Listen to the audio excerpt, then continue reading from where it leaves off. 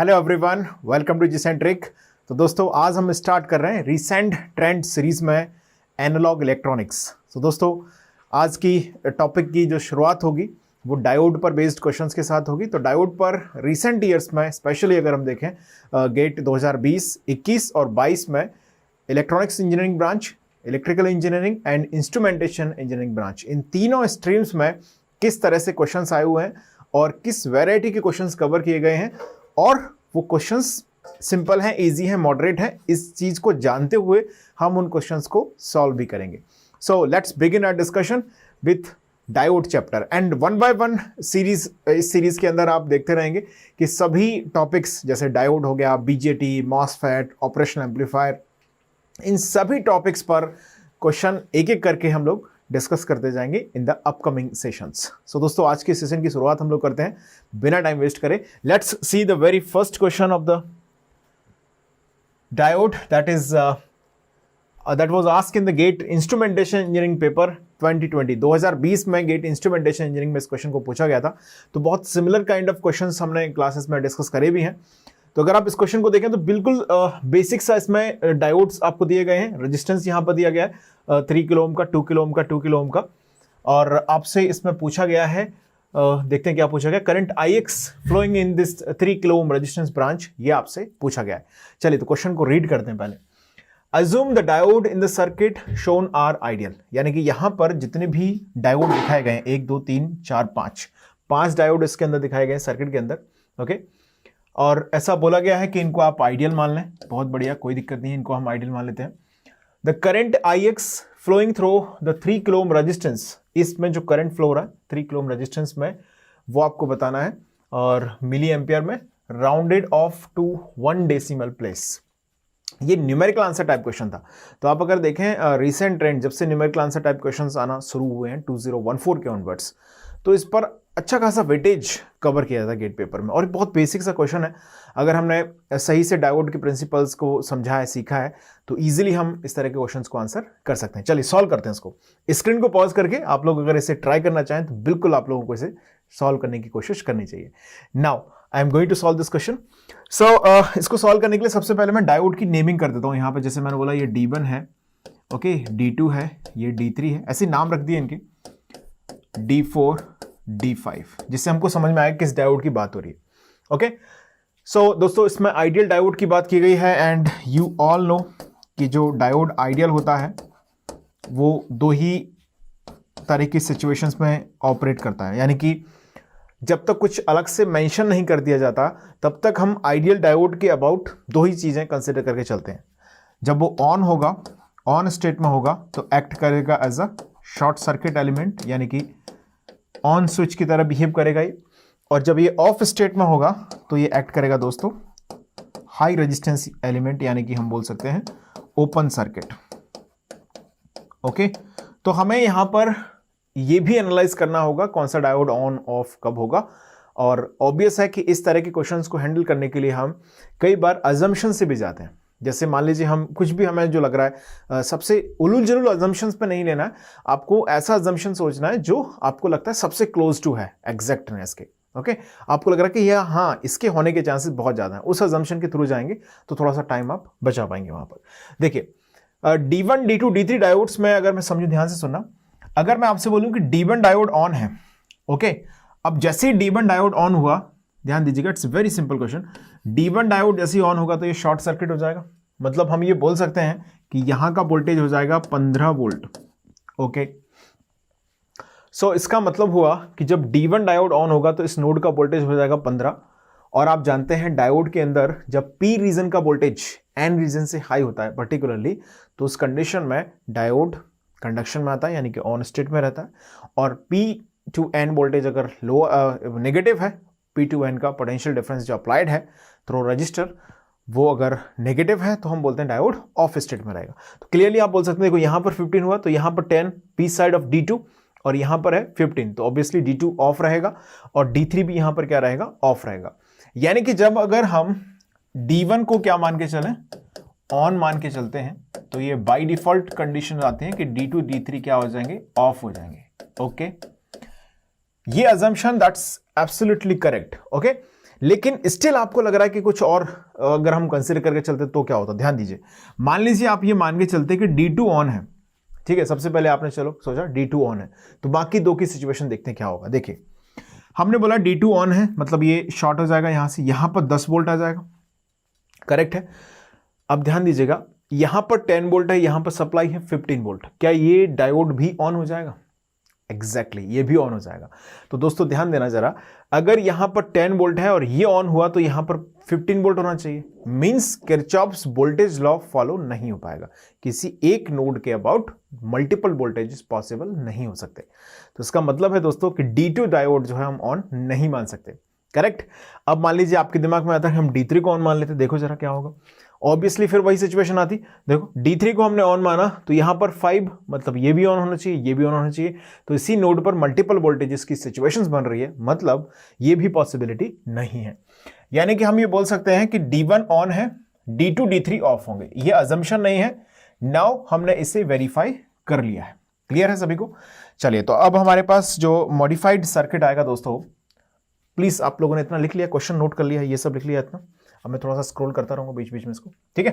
देखिए अब हमने देखा कि जो 15 वोल्ट सोर्स है यहां पर, अब D1 डायोड ऑन हो चुका है, तो सर्किट की सिचुएशन जो है वो ये है। अब यहां पर ये डायोड ऑफ है, ये डायोड ऑफ है, तो इनका कोई इन्वॉल्वमेंट नहीं रहेगा सर्किट पर डेफिनेटली। अब ये 3 किलो ओम रेजिस्टेंस हो गया हमारा। यहां से अगर हम देखें तो अब हमें फिर से फर्दर एक अजम्पशन की जरूरत पड़ेगी। तो अब आपका जो मन करे वो अजम्पशन आप ले सकते हैं। जैसे मान लीजिए हमने यहां पर D2 D4 जो डायोड कनेक्टेड है, हमारे पास जो सर्किट होगा वो अब इस तरह से हो जाएगा, करेक्ट है इतना, लाइक दिस, ओके। यहां पर आ गया आपका 6 वोल्ट का सोर्स, ये हो गया हमारा D5 डायोड, ये हो गया हमारा D4 डायोड, और दोस्तों यहां पर है 2 किलो ओम का रेजिस्टेंस, क्लियर है इतना। अब इस नोड का वोल्टेज तो हमको मिल गया कि 15 वोल्ट है, इतना नोट कर लो, आप चाहो तो सर्किट को नोट कर लो, पहले लिख लिया सभी ने। चलिए अब आगे बढ़ते हैं, ध्यान दीजिए यहां पर 15 वोल्ट है, और हम डायरेक्टली यहां पर भी बोल सकते हैं कि ये भी अब 15 वोल्ट ही है। अब यहां से दो स्विचेस हैं, D4 D5, अब इनमें अकॉर्डिंगली करंट यहां से कुछ चला जाएगा, कुछ यहां से करंट चला जाएगा। तो आपको जो अजम्पशन सही लग रहा है वो आप अजम्पशन यहां से लेके चल सकते हैं।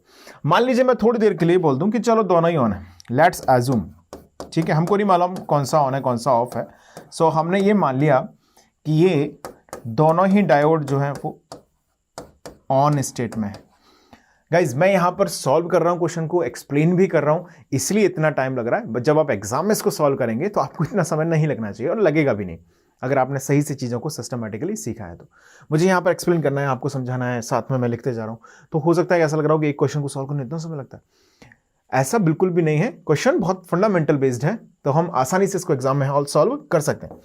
चलिए भाई, हमने ये मान लिया कि इनको ऑन मान लेते हैं, चलो मान लो, बढ़िया है, ऑन, कोई दिक्कत नहीं है। तो ये हो गया 12 वोल्ट, ओके। यहां पर ये हुआ एक 2 किलो ओम, ओके, और यहां पर हमने इसको भी क्या माना है, ऑन मान लिया है। तो यहां पर ये 6 वोल्ट आया, यहां पर ये 2 किलो ओम, ये होगा 3 किलो ओम, ये 2 किलो ओम, और दोस्तों ये टर्मिनल हो गया हमारा 15 वोल्ट का, जो कि डायोड के थ्री यहां पर कनेक्टेड है। बिल्कुल ये ना सोचें कि ये कोई ओपन टर्मिनल है।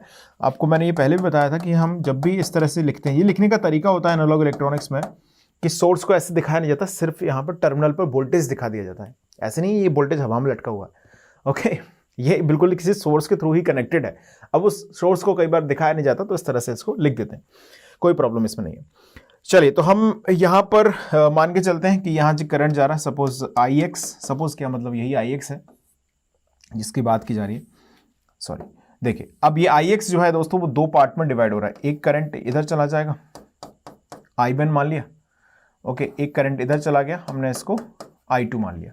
तो क्या हम ऐसा बोल सकते हैं कि IX जो है वो I1 प्लस I2 के इक्वल है? आप यहाँ पर चाहें तो किरचॉफ्स करंट लॉ लगा सकते हैं, KCL, है ना।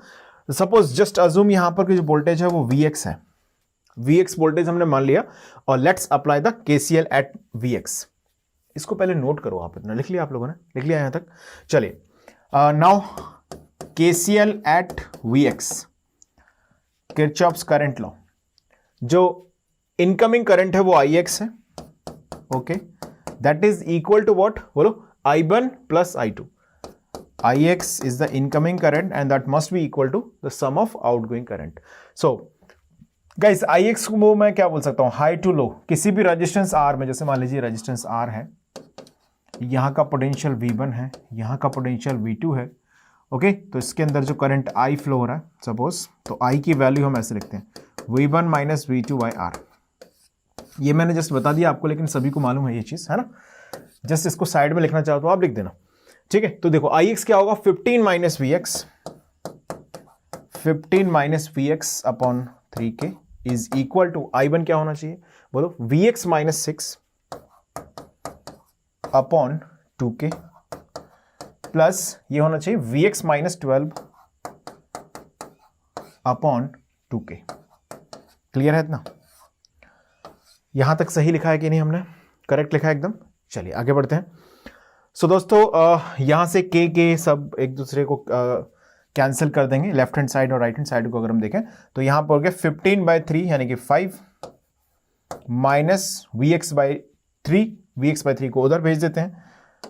चलो थोड़ा सा सिंपल करते हैं इसको, इक्वेशन को. तो 15 और ये कांस्टेंट जो है 6/2 कितना हुआ, 3, तो यहाँ आएगा तो प्लस हो जाएगा. 12/2 यानी कि यहाँ पर भी आया 6 और ये उधर गया तो Vx/2 ये है, Vx/2 है, तो ये हो गया Vx और ये हो गया Vx/3. सो Vx प्लस Vx/3 है ना. सो क्या मैं ऐसा बोलूँ, 4Vx/3, यस, ओके. चलिए भाई, तो इसको जरा सॉल्व कर लेते हैं. Vx इज इक्वल टू कितना आएगा, 5 + 3 8 plus 6 14, 14 into 3 42, am I right? 14 into 3/4, 42/4. कोई गड़बड़ तो नहीं करी है मैंने, मुझे सही लग रहा है यहाँ तक, ठीक है. तो Vx को हमने लिखा कितना आएगा, ये 10 1 टाइम डिविजिबल होगा, ओके, और फिर यहाँ पर 2 आएगा. सो 10.5 वोल्ट, सही है क्या, यस. 10.5 वोल्ट आ गया हमारे पास Vx की वैल्यू. दोस्तों हमें Vx नहीं चाहिए, हमको क्या चाहिए, करंट Ix की वैल्यू चाहिए. चलो जरा सर्किट पर वापस आते हैं. पहले इसको नोट कर लो इत्मीनान से. आप लिख लिया, आप सभी ने लिखा, इसको नोट किया, कंप्लीट. चलिए अब आते हैं सर्किट पर दोबारा से. देखिए साथियों, अगर यहां का वोल्टेज है Vx, यहां का वोल्टेज वो आया है हमारे पास 10.5. अब जरा ध्यान दीजिए, यहां पर डायोड हमने जो कनेक्ट किया है वो D4. दोस्तों यहां का वोल्टेज है 12 वोल्ट. अगर मैं इस करंट I2 की वैल्यू निकालूं यहां से, तो आप ये बोल सकते हैं कि I2 जो आएगा वो नेगेटिव आएगा. क्या मैं ऐसा बोल सकता हूं कि नहीं? डायोड के अंदर दोस्तों करंट फ्लो होता है P side to N side. अगर डायोड को हमने ऑन कंडीशन में माना है, देखिए हमने यहां पर अभी भी अजम्पशन लेके चले थे D4 और D5 का, और हमने ये माना कि D4 D5 जो है ऑन स्टेट में है. तो अब हमको ये इन्वेस्टिगेट भी करना पड़ेगा कि diode D4 D5 actually on state में है या नहीं है. तो अगर हम इससे इसको ऑब्जर्व करें तो एक चीज समझ सकते हैं गाइस कि जो I2 करंट आ रहा है वो 10.5 माइनस 12/2K होगा, तो जो कि नेगेटिव आ रहा है, मतलब प्रॉब्लम हो गई. D4 डायोड जो हमारा हमने ऑन माना था वो एक्चुअली ऑफ स्टेट में है. आप चाहो तो यहां पे लिख दो, here current I2 is negative which is the diode D4 current flowing from P to N, hence diode D4 is in off state. बात समझ में आ गई? डायोड D4 क्या है दोस्तों, अब यहां पर ऑफ स्टेट में है, ओके. अब जरा D5 को देखें, तो D5 जो डायोड है उसके करंट के क्या हालचाल है, देखो जरा, 10.56 वोल्ट, यानी कि बिल्कुल सही बात है कि जो D5 डायोड है वो ऑन स्टेट में ही होगा. मतलब अभी हमने इतने कैलकुलेशन से ये कंक्लूड कर लिया है कि जो D5 डायोड है वो ऑन होगा और D4 डायोड है वो ऑफ होगा. तो अब हमारे पास जो Vx की वैल्यू आई है वो भी मॉडिफाई होगी, क्योंकि अब सर्किट में कंडीशंस अलग हैं. अभी हमने क्या पता लगा लिया कि D4 D5 जो है वो कौन ऑन कौन ऑफ. तो देखिए ध्यान दीजिए, अब हमारे पास जो फाइनल मॉडिफाइड सर्किट आएगा वो ऐसा कुछ आएगा. देखिए 15 वोल्ट. देखिए मुझे फंडामेंटल्स आपके क्लियर करने हैं, जिनको थोड़ा सा डायोड के सर्किट्स में डाउट होता है, तो उनके हिसाब से मैं इसको सॉल्व करके दिखा रहा हूं कि आप बेसिक से समझने की कोशिश कीजिएगा, ओके. उतना आसानी से आपको समझ में आए जिसके लिए मैं इतनी सारी कैलकुलेशन यहाँ पे कर रहा हूँ। देखिएगा, हमने ये लिखा, सो ऑब्वियसली ये 12 वोल्ट सोर्स हमने यहाँ पे कनेक्ट किया है, ओके, और ये हो गया 2 किलो ओम रेजिस्टेंस, और ये क्लियर हो चुका है कि ये ऑफ स्टेट में होगा और जो D5 डायोड है वो ऑन स्टेट में होगा, यानी कि ये। अब सिंपल सर्किट ये है दोस्तों, यहां पर कुछ करंट जाना नहीं है, मतलब जो IX करंट हमने यहां पर लिखा था, जो कि हमसे पूछा गया था, तो वो सीधा सीधा IX करंट जो है वो यहां से ऐसे चलते हुए जा रहा है। ये पाथ हो गया करंट IX का, मतलब इस 3 kilo ohm resistance 2 kilo ohm resistance से होते हुए एक ही करंट यहां पे फ्लो हो रहा है, वो है IX। क्या होगी वैल्यू इसकी? डायोड तो शॉर्ट सर्किट है, आइडियल डायोड है आफ्टर ऑल। सो बोलो 15 - 6, दो पोटेंशियल हो गए टर्मिनल, है ना। एक टर्मिनल कितना है 6 वोल्ट का, एक टर्मिनल कितना है 15 वोल्ट का। मैं पहले भी आपको बता चुका हूं ये कुछ ऐसी सिचुएशन है, यहां पर भी कुछ ऐसी ही सिचुएशन है, ओके। तो ग्राउंड से लेके ग्राउंड पर आप चाहें तो किरचॉफ्स वोल्टेज लॉ लगा दें या कॉमन सेंस लगाएं। 15 वोल्ट से 6 वोल्ट के बीच में दो रेजिस्टेंसेस हैं 2 + 3 के, तो 15 - 6 डिवाइड बाय 2 + 3 किलो ओम है, तो IX जो आएगा वो मिली एम्पियर में आएगा। 15 - 6 कितना हो गया 9, 9/5, ओके। 9/5 यानी कि 1.8 मिली एम्पियर। सच्चाई है इस बात के अंदर। IX की वैल्यू हमने डिटरमाइन कर ली है 1.8 milli ampere. Please note it down, नोट कर लें इसको। It's a numerical answer type question, it's a moderate level question we can say, okay. थोड़ा सा इसे मॉडरेट लेवल का क्वेश्चंस तो कंसिडर कर सकते हैं, क्योंकि डायोड की नॉलेज इसमें होना जरूरी है। अब D1, D2, D3 को किस तरह से ऑपरेट कर रहे हैं, 2 लेवल सर्किट है। एक लेवल पर आंसर हम ये फाइंड कर रहे हैं, D1, D2, D3 को एनालाइज कर रहे हैं, फिर सेकंड लेवल पर हम D4, D5 को एनालाइज कर रहे हैं। तो आफ्टर ऑल इसे मॉडरेट लेवल क्वेश्चन में कंसिडर किया जा सकता है। लिख लिया आप सभी ने? चलिए अब आगे क्वेश्चन की बात करें। नेक्स्ट क्वेश्चन प्लीज नोट कर लो उसको। लिख लिया, 1.8 मिली एम्पियर आंसर आ गया हमारे पास। ये पूछा गया था गेट 20 में। अब बात करते हैं नेक्स्ट क्वेश्चन की, जो कि गेट 2022 में पूछा गया इलेक्ट्रिकल इंजीनियरिंग ब्रांच में। For the circuit shown below with ideal diodes, दोस्तों इन्होंने भी डायोड जो है ना आइडियल ही लिए हैं। द आउटपुट विल बी, जानना चाहते हैं वी आउट यहां पर क्या आएगा। 2 डायोड्स कनेक्टेड हैं, D1 नाम है, D2 नाम है, ओके। और आपको 4 ऑप्शंस यहां पर दिए गए हैं। फर्स्ट ऑप्शन है V out equal to V in for V in greater than 0, okay, V out equal to V in for V in less than 0, V out equal to minus V in for V in greater than 0, V out equal to minus V in for V in less than 0। यानी कि जो input है वो sinusoidally very कर रहा है, जैसा कि यहां पे दिखाया भी गया है। और ये जानना चाहते हैं कि आउटपुट V0 जो है वो क्या आएगा। डायोड्स जो है आइडियल है। दोस्तों स्क्रीन को पॉज करके आप लोगों को इस क्वेश्चन को ट्राई करना चाहिए।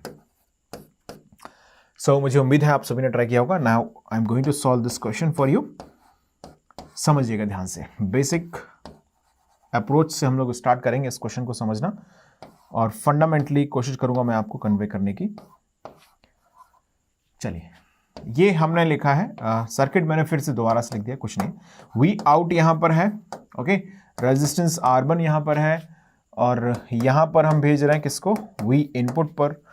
सो दोस्तों जो वी इनपुट हमें दिया गया है वो है एक्चुअली एक सिंपल सा साइनोसॉइडल सिग्नल, ओके, जिसकी वैल्यू कुछ प्लस माइनस वैल्यूज के बीच में ऑसिलेट कर रही है, पॉजिटिव साइकिल नेगेटिव साइकिल।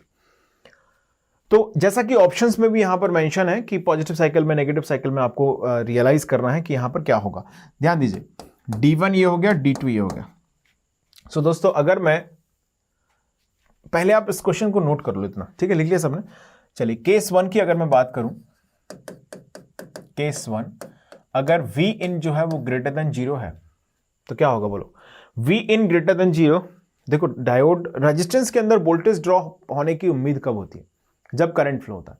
तो हमने बोला V इन ग्रेटर देन 0, उससे पहले सपोज कोई करंट फ्लो नहीं था, तो यहां पर ये टर्मिनल जो था N रीजन वो लो वोल्टेज पर था डायोड D1 का करस्पॉन्डिंगली। एंड जैसे हमने यहां पर V इन पॉजिटिव अप्लाई किया तो D1 कंडक्शन में आएगा, करंट यहां से ऐसे फ्लो होना स्टार्ट हो जाएगा, यहां से ऐसे करंट फ्लो होना शुरू हो जाएगा। तो अब ऐसा बोल सकते हैं कि जहां पर दोनों ही डायोड्स जो होंगे, क्योंकि अगर आप ध्यान से समझें तो करंट फ्लो जब ऐसे होगा तो D1 डायोड का भी करंट P2N जब फ्लो होगा तो क्लॉकवाइज डायरेक्शन में ही फ्लो हो रहा है, और D2 डायोड जो है उसका भी करंट इसी डायरेक्शन में फ्लो हो रहा है डेफिनेटली। यानी कि D1 D2 डायोड एक दूसरे के करंट को अपोज नहीं कर रहे हैं डायरेक्टली। हम देखें तो दोनों के अंदर सेम टाइम ही करंट फ्लो होने वाले। ध्यान दीजिएगा, अगर यहां पर ऐसे कनेक्ट होता ना अपोजिट, तो इसका जब करंट फ्लो होता तो ये फ्लो नहीं होने देता उसको। बट अगर जब करंट ऐसे फ्लो हुआ P2N, तो इसके अंदर भी ये करंट फ्लो होना शुरू हो जाएगा।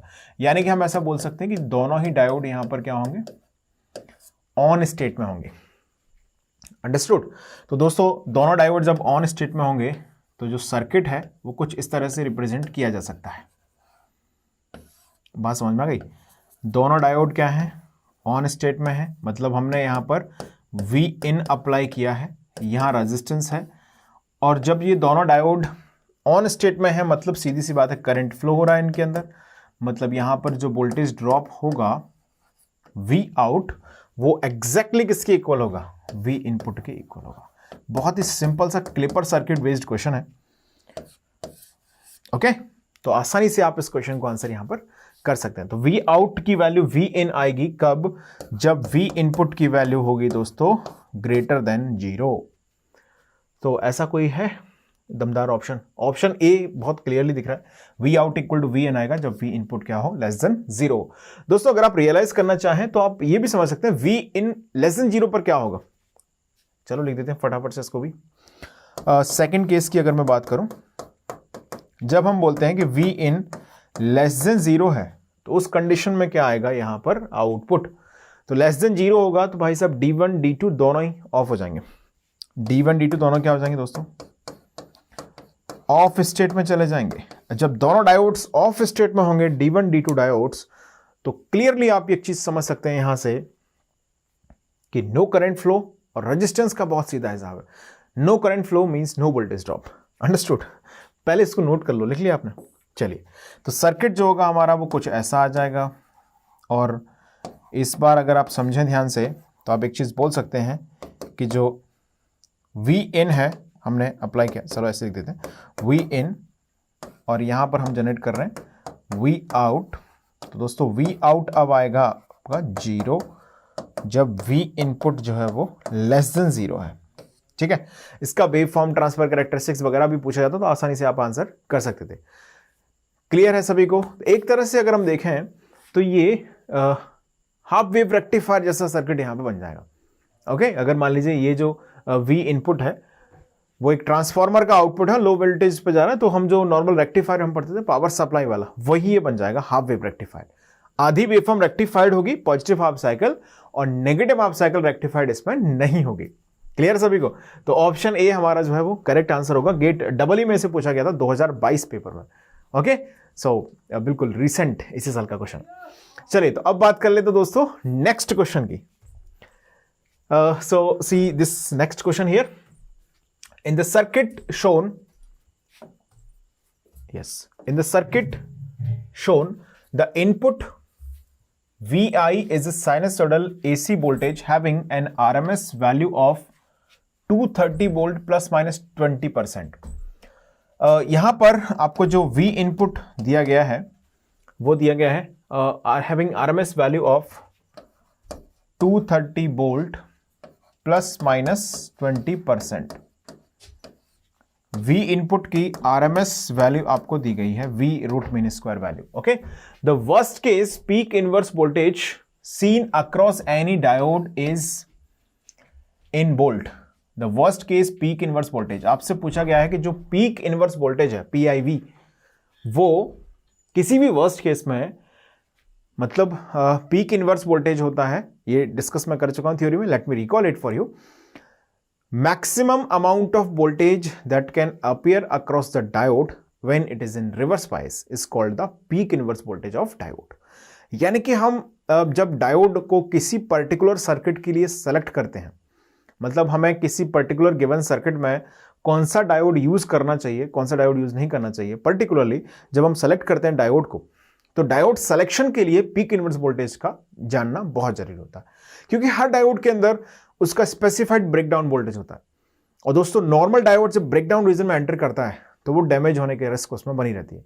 तो पीक इनवर्स वोल्टेज किस चीज में हमारी मदद करता है? ये मदद करता है सिलेक्शन ऑफ डायोड में। यानी कि हमें ऐसा डायोड सेलेक्ट करना चाहिए जिसका ब्रेकडाउन वोल्टेज उस सर्किट के पीक इनवर्स वोल्टेज से ज्यादा हो। ठीक है, पीक इनवर्स वोल्टेज क्या है? मैक्सिमम वोल्टेज जो ड्रॉप हो सकता है डायोड के अंदर under the reverse bias condition. Okay, और आपको यह भी समझना चाहिए कि रिवर्स बायस कंडीशन में मैक्सिमम वोल्टेज ड्रॉप होगा तो वो -2 प्लस होगा, यानी कि P side negative N side positive होगा, मतलब डायोड अगर ब्रेकडाउन में एंटर कर गया तो डैमेज हो सकता है, तो ब्रेकडाउन वोल्टेज उससे ज्यादा होना चाहिए। अंडरस्टूड? ये चीज थोड़ा सा ही हेल्प करता है। बाकी क्वेश्चन समझ लेते हैं क्या है। Peak inverse voltage seen across any diode is in volt, आपसे पूछा गया 2 डेसिमल प्लेसेस तक आप इसे राउंडेड ऑफ करके आंसर कर सकते हैं। क्लियर है भाई? देखिए अब सर्किट को जरा देखते हैं क्या है हालचाल इसके। पॉजिटिव हाफ साइकिल की अगर मैं बात करूं दोस्तों, तो पॉजिटिव हाफ साइकिल मतलब हमने बोला प्लस माइनस। ठीक है, तो प्लस माइनस मतलब दोस्तों क्या मैं बोल सकता हूं ये डायोड ऑन हो जाएगा? Yes, okay. यहां पर नेगेटिव है मतलब ये भी ऑन हो जाएगा, मतलब सर्किट जो है वो ऐसे कंप्लीट हो जाएगी अबाउट दिस। ओके, क्लियर है सभी को? नेक्स्ट हम बात करें अगर नेगेटिव हाफ साइकिल की, तो ये ऐसे हुआ। नेगेटिव हाफ साइकिल में हम देखें तो देखिए यहां से करस्पॉन्डिंगली अगर आप ऑब्जर्व करें तो देखिए ये रीजन पॉजिटिव, ये negative. Next one what we are seeing here, see. हाँ देखिए, हाँ नेगेटिव हाफ साइकिल की अगर हम बात करते हैं तो यहां से अगर आप देखें ये पॉजिटिव, तो ये तो दोनों ही ऑन हो गए एक साथ, है ना? ये कहां पर connected, let me check. Okay, for positive half cycle अगर हम ऑब्जर्व करें इसको, सी पॉजिटिव हाफ साइकिल पर अगर आप ऑब्जर्व करेंगे इसको, देखिए क्या होगा। पॉजिटिव हाफ साइकिल यानी कि यहां पे प्लस है तो ये ऑन हो जाएगा। ओके, अकॉर्डिंगली अगर हम इसको नोटिस करते हैं तो ये यहां पर इस तरह से कनेक्टेड है, तो ये भी यहां पे क्या हो जाएगा दोस्तों, ये भी ऑन हो जाएगा पॉजिटिव हाफ साइकिल में। अब जरा नेगेटिव हाफ साइकिल को नोटिस करते हैं, तो नेगेटिव हाफ साइकिल के रिस्पेक्टिवली अगर आप देखें तो यहां पर अप्लाई होगा नेगेटिव, यहां पर अप्लाई होगा पॉजिटिव करस्पॉन्डिंगली।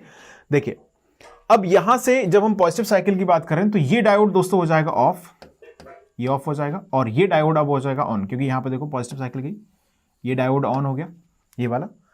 क्लियर है? मतलब ये जो सप्लाई है वो ऐसे फ्लो होगी यहां से ऐसे होते हुए, और अगर आप इसके नोड को ऑब्जर्व करें तो ये नेगेटिव नोड यहां से इसके पी रीजन से कनेक्टेड है, ये वाला। तो दोस्तों अब ये वाला डायोड ऑन हो जाएगा लाइक दिस। तो सर्किट जो है वो इस नोड से इस नोड तक इस तरह से कंप्लीट हो जाएगी। जो ग्रीन लाइन आप देख रहे हैं वो ग्रीन लाइन इंडिकेट कर रही है नेगेटिव हाफ साइकिल में इसका ऑपरेशन होगा। कैसे होगा? ऐसे ऐसे ऐसे ऐसे, ओके, हियर टू हियर, यहां तक, ओके, इस तरह से। और जब हम बात कर रहे हैं किसकी, पॉजिटिव हाफ साइकिल की, तो ये जो पिंक लाइन आप देख पा रहे हैं ये वाला डायोड ऑन होगा। मतलब मैं अगर बोलूं आपसे, सपोज मैंने बोला कि ये D1 है, इनके नाम रख देते हैं थोड़ा सा आसानी रहेगी। देखिए अगर मैंने बोला D1 है, ये D2 है, ये D3 है, ये D4 है, तो पॉजिटिव हाफ साइकिल में अगर आप देखें तो पॉजिटिव हाफ साइकिल में दोस्तों D1 और D4 ऑपरेट करेंगे, और नेगेटिव हाफ साइकिल के दौरान ये ऑपरेट करेंगे D2 D3। So ultimately the maximum amount of voltage इसके अबाउट जो ड्रॉप हो सकता है वो ड्रॉप हो सकता है V डायोड मैक्स, जो कि होता है पीक इनवर्स वोल्टेज, वो हो सकता है दोस्तों VM, V मैक्स। अब विद रिस्पेक्ट टू आपको जो इनपुट यहां पे दिया गया है वो VRMS दिया गया है, तो यहां से V मैक्स अगर हम निकालें तो ऑब्वियसली आप जानते हैं ये होता है √2 टाइम्स ऑफ VRMS दोस्तों, √2 टाइम्स ऑफ VRMS। अच्छा, VRMS का वर्स्ट केस आपसे पूछा गया, मतलब +20% ही हम यहां पर कंसिडर करके चलेंगे। 230 वोल्ट इंटू +20%, तो ये हो जाएगा आपका V max is equal to √2 times of 230 plus 230 times 20/100। Am I right? 20% of the 230 volt. So guys यहां पर V मैक्स कितना आएगा बताओ जरा, √2 टाइम्स ऑफ, ये हो गया 20/100 मीन्स 1/5, 5 हमने यहां पर डिवाइड किया, सो 5 हो गया 4 और ये हो गया 46। Am I right? Yes. 230 plus 46 कितना होगा? 276। अब मैं इसको एज इट इज लिख रहा हूँ, ठीक है, आप लोग कैलकुलेशन कर लेना इसकी। तो पीक इनवर्स वोल्टेज दोस्तों आ गया यहाँ से PIV इज इक्वल टू 276√2। ये वैल्यू होगी जो वर्स्ट केस में यहाँ पर डायोड के अबाउट पीक इनवर्स वोल्टेज यहाँ पर ड्रॉप होगा। तो ये एक मॉडरेट लेवल का क्वेश्चन हम इसको बोल सकते हैं, आसानी से इसे हम हैंडल कर सकते हैं अगर हमने जो ब्रिज रेक्टिफायर सर्किट है उसको पढ़ा होगा। तो ब्रिज रेक्टिफायर से बिल्कुल मिला जुला सर्किट है। इनफैक्ट हम यहां तक बात करें, अगर लोड को कंसीडर नहीं करते हैं तो बिल्कुल ये ब्रिज रेक्टिफायर ही है। ओके, फिर इसमें फर्दर ये RC सर्किट्स यहां पर कनेक्ट किए गए हैं, तो दैट इज फाइन, क्योंकि हमें यहां पर सिर्फ डायोड के वोल्टेज के बारे में ही बात की गई है। तो मैक्सिमम वोल्टेज जो डायोड में ड्रॉप हो सकता है या पीक इनवर्स वोल्टेज जो आ सकता है वो V max यहां पर जनरेट हो सकता है। वर्स्ट केस है तो +20% हम यहां पर कंसीडर करेंगे। क्लियर सभी को? चलिए अब बात कर लेते हैं नेक्स्ट क्वेश्चन की। Read this question. In the voltage regulator circuit shown below, V1 is unregulated input at 15 volt. Assume VBE equal to 0.7 volt and the base current is negligible for both the BJTs. If the regulated output V0 is 9 volt, the value of R2 is, दोस्तों आपसे पूछा गया है resistance R2 की value. ये question दिखने में जैसा भी लग रहा हो, 2 ट्रांजिस्टर लगे हुए हैं, है ना, एक जेनर डायोड लगाया हुआ है, बट एक्चुअली में ये क्वेश्चन उतना डिफिकल्ट है नहीं। अगर आप ध्यान से इसको समझें, रेगुलेटर के सर्किट हमने काफी सॉल्व भी किए थे उस समय पर। ओके, तो आप लोगों ने जब सेशन अटेंड किए होंगे या आप करने वाले होंगे तो आपको मिलेंगे काफी कुछ क्वेश्चंस मैंने रेगुलेटर पर डिस्कस करे हुए, तो उनमें से ही एक कॉन्सेप्ट यहां पर यूज कर लिया गया है। ओके, सो चलिए इस क्वेश्चन को हम लोग रीड करते हैं ध्यान से और उसको ट्राई करते हैं, अटेम्प्ट करते हैं। देखिए, सबसे पहले अगर मैं बात करूं तो आपको V1 इक्वल टू यहां पे दिया गया है सप्लाई वोल्टेज 15 वोल्ट और आपका आउटपुट भी यहां पे दे दिया गया है 9 वोल्ट। बस ये जानना चाहते हैं कि रेजिस्टेंस R2 जो है वो किस वैल्यू का होगा, दैट्स अ क्वेश्चन। ओके, एक चीज और इसमें इन्होंने बोली है कि जो बेस करंट है ना ट्रांजिस्टर्स के, इनको नेग्लेक्ट करना है ना। In the voltage regulator shown below, VI is unregulated supply at 15 volt. Okay, assume VB 0.7 volt and the base current is negligible. यानी कि हम ये बोल सकते हैं कि पर्टिकुलरली जैसे अगर मैं इस ट्रांजिस्टर की बात करूं तो इसका बेस करंट 0, इसका भी बेस करंट 0। क्लियर है? इतना बोल सकते हैं हम for both the BJTs। If the regulator output voltage is 9 volt here, the value of R2 आपसे पूछा गया, सिंपल। सो ध्यान दीजिएगा, बेस टू एमिटर वोल्टेज आपको दिया गया है। सो क्या मैं इस तरह से लिख सकता हूं उसको? देखिए, base to emitter voltage VBE that is how much, 0.7 volt. So दोस्तों क्या हम ये निकाल सकते हैं यहां का बेस वोल्टेज? समझिएगा, जीनर डायोड का जो वोल्टेज है प्लस माइनस ये पोलैरिटी होती है इसकी, तो ये VZ है, मतलब इस नोड का वोल्टेज अगर हम देखें तो ऑब्वियसली ये कितना है, 3.3 वोल्ट है। पोटेंशियल डिफरेंस कितना है, 3.3 वोल्ट, ये 0 है तो ये 3.3 वोल्ट होगा। V बेस अगर हम निकालना चाहें तो हम ऐसा बोल सकते हैं कि V बेस और जो 3.3 है इनके बीच में पोटेंशियल डिफरेंस कितना है, 0.7 वोल्ट है। यस, तो हम ऐसा बोल सकते हैं कि जो V बेस हो जाएगा दोस्तों वो हो जाएगा 4 वोल्ट। ओके, इसमें करंट जा नहीं रहा है, मतलब आप क्लियरली एक चीज बोल सकते हैं कि ये जो सेक्शन है सर्किट का ये बन रहा है सीरीज में। आप चाहो तो यहां पे लिख दो, hence R1 R2 is in series because current into the transistor is assumed to be 0। Current यहां पर ट्रांजिस्टर में जा नहीं रहा है, मतलब एक ही करंट यहां से यहां फ्लो हो रहा है, मतलब R1 R2 क्या हो गए, अब सीरीज में हो गए। आपसे रेजिस्टेंस R2 पूछ लिया गया है, यहां का वोल्टेज हमको मिल गया, कितना है, 4 वोल्ट। मतलब रेजिस्टेंस R2 के अबाउट वोल्टेज ड्रॉप कितना हो रहा है, 4 वोल्ट।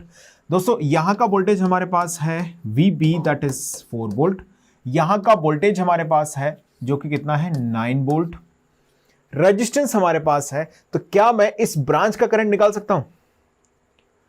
बिल्कुल निकाल सकते हैं, कोई प्रॉब्लम नहीं है। कितना करंट आएगा बोलो? हमने बोला कि I1 करंट आएगा। कितना आएगा, 9 - 4 potential difference upon resistance, 9 - 4 divided by 1 के, मतलब आप बोल सकते हैं कि I1 की जो वैल्यू है वो 5 मिली एम्पियर आएगी, 5 milliampere. This is the value of current I1। Understood? 5 milli ampere.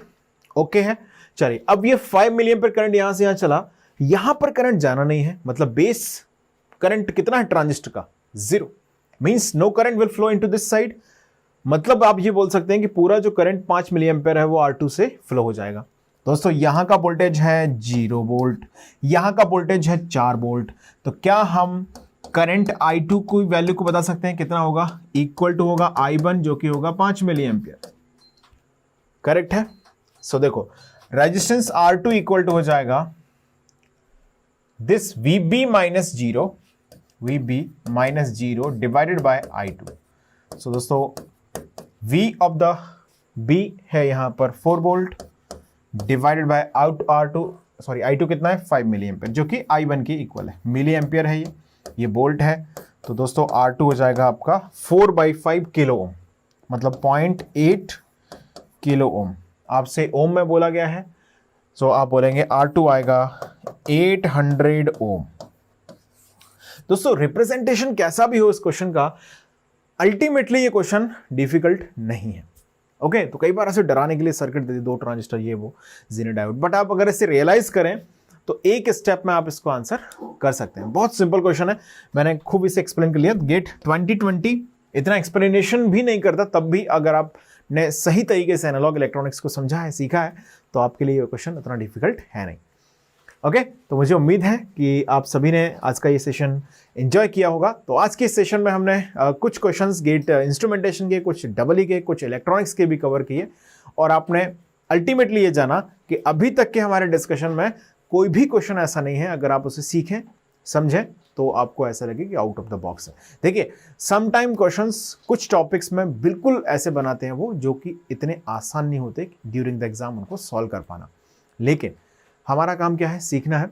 और अल्टीमेटली धीरे धीरे जब आप कॉन्सेप्ट बिल्डअप करते हैं तो इजी टू मॉडरेट लेवल के भी कॉन्सेप्ट्स अगर आपके स्ट्रांग हैं तब भी आप बहुत अच्छा स्कोर कर सकते हैं, अगर आप एक्यूरेसी को मेंटेन करके रखें।